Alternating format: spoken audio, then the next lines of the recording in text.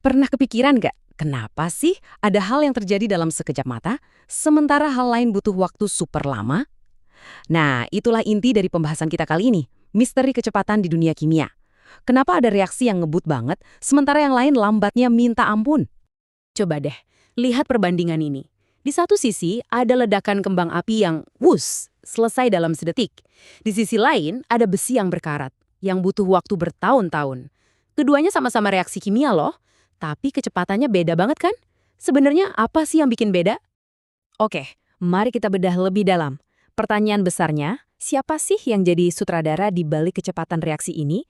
Apa yang bikin kembang api meledak cepat, bukannya berkarat pelan-pelan? Nah, untuk ngerti ini semua, kita perlu kenalan sama satu konsep kunci di ilmu kimia. Konsep itu namanya laju reaksi kimia. Kedengarannya rumit ya, padahal simpel kok. Ini tuh cuma ukuran seberapa ngebut sebuah perubahan kimia terjadi. Jadi, kita ngukur seberapa cepat zat awal atau kita sebut reaktan berubah jadi zat baru atau yang kita sebut produk. Nah, ini bagian serunya. Kecepatan reaksi ini ternyata nggak acak loh. Kita bisa mengaturnya. Ada semacam tombol-tombol pengendali yang bisa kita putar untuk mempercepat atau bahkan memperlambat reaksi. Yuk kita kenalan sama 4 tombol utama ini. Coba bayangin deh, Anda lagi masak di dapur. Anda bisa gedein atau kecilin api kompor kan? Nah, itu kan langsung mengubah seberapa cepat masakan matang. Prinsip kerjanya mirip banget. Kita bisa memutar tombol-tombol ini untuk mengontrol hasil reaksinya. Yuk, kita mulai dari 2 tombol pertama yang paling gampang kita pahami, suhu dan konsentrasi.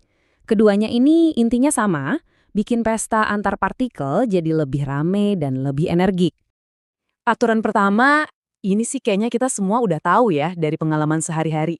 Makin panas, ya makin cepat. Prinsip simpel ini berlaku di mana-mana, dari dapur kita sampai di dalam mesin mobil.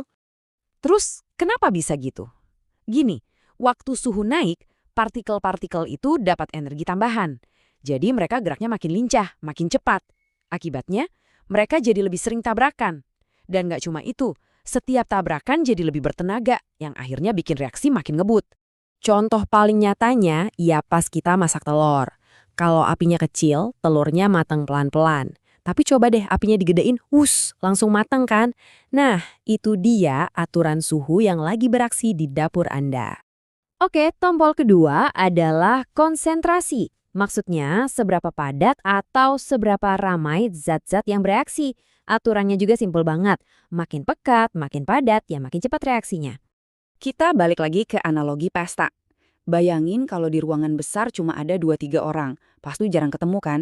Tapi kalau ruangannya penuh sesek, wah, senggol-senggolan terus. Nah, partikel kimia juga gitu. Makin banyak partikel di tempat yang sama, ya makin saling mereka tabrakan. Contohnya gini, kalau Anda masukin sepotong logam magnesium ke larutan asam yang encer, nanti bakal muncul gelembung. Tapi santai aja, pelan-pelan. Tapi, coba masukin ke asam yang pekat, reaksinya langsung heboh, gelembungnya banyak banget. Itu karena konsentrasi yang lebih tinggi bikin tabrakannya makin sering. Oke, selain mainin panas dan keramaian, masih ada 2 trik lagi nih buat ngontrol kecepatan.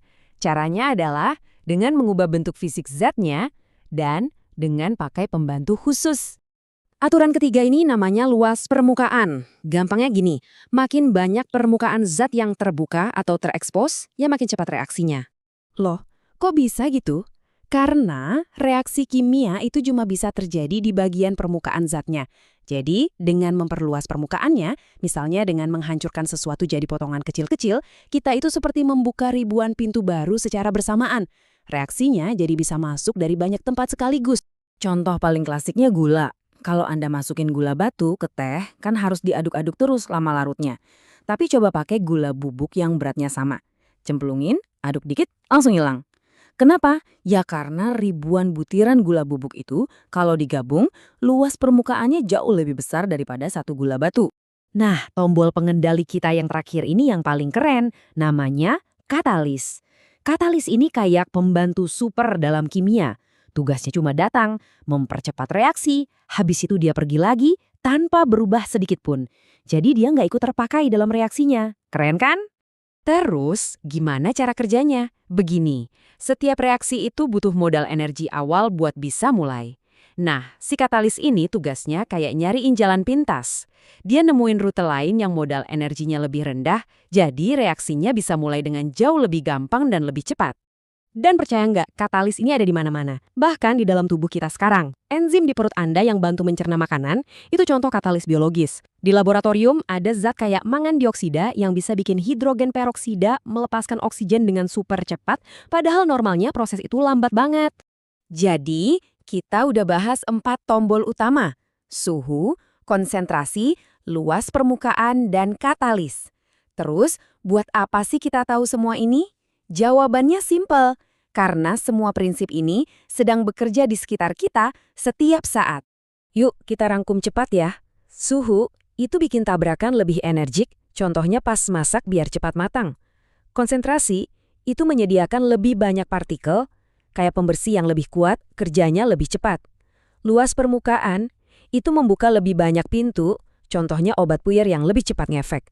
Dan terakhir, katalis, yang nurunin modal energi, persis kayak enzim yang lagi mencerna makanan di perut Anda sekarang. Intinya apa? Dengan mengerti 4 faktor ini, kita jadi punya kuasa buat mengontrol dunia kimia di sekitar kita. Aplikasinya luas banget, mulai dari hal sepele kayak menyeduh teh yang pas, sampai hal besar seperti merancang obat-obatan yang bisa menyelamatkan nyawa. Nah, sebagai penutup, saya mau lempar satu pertanyaan buat Anda.